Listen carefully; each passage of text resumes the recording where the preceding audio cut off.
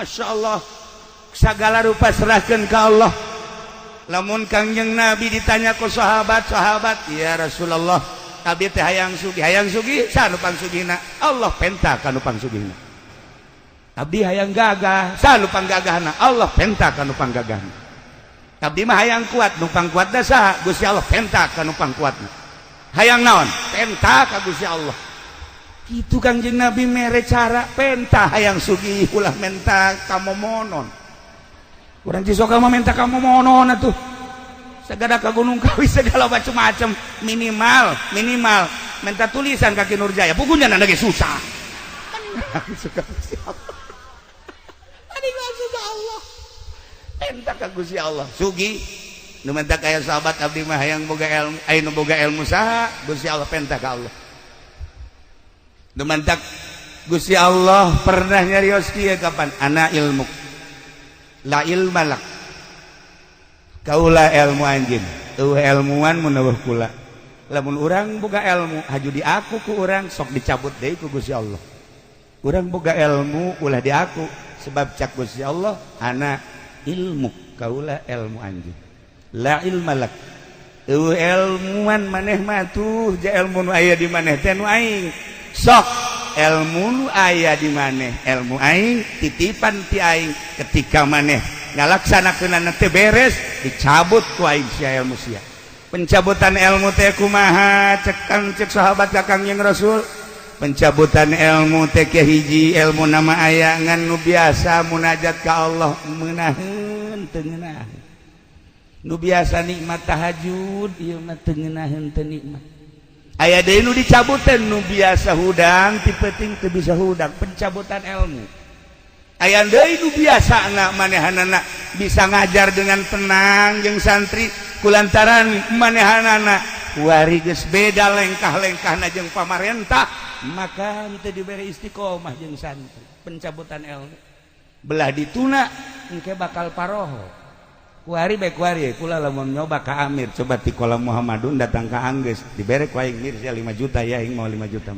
Ayo coba ti kolam datang ka tetep ceuli datang ka bisa. Pasti pohoan. Ki Nurjaya ti kolam Muhammadun datang ka bab ibtida, oh. Tak eta teh ilmu teh dicabut ku Gusti Allah. Dicarabut sebab lawan. Nu ieu nyandung bae. Nu ieu mencitan kebo bae. Tulis bal beres dicabut. Nah itulah para jamaah luruskan ke Allah. Ulah di aku ilmu teh kurang no Allah gunakan sesuai jeung perintah Allah, insyaallah batur bisa jamul jawame. Urang mangan sekadar bisa amil tapi lurus ka Gusti Allah, amil bakal mabruk dibanding nu bisa jamul jawame. Ulah dikira gede kitabna haju hebat henteu, sebab naon? Teu istiqomah. Istiqomah ieu cara nu ku urang kuari keur dihaulan. Nu bantak urang daratang ka dieu kula ge terundang, padahal mah diundang ku Subandi embung kula barang inget ka almarhum. Aing hayang babarengan di akhirat jeung Ki Subandi onam. Diundang ku nyana tangeuk inget ka almarhum Abuya Ardani. Emang kumaha kitu Kiai? Abah kula sok ngobrol, Kiai serba bisa mah Abuya Ardani. Kula eta amun ngobrolkeun ngadengekeun serba bisa kumaha Abah?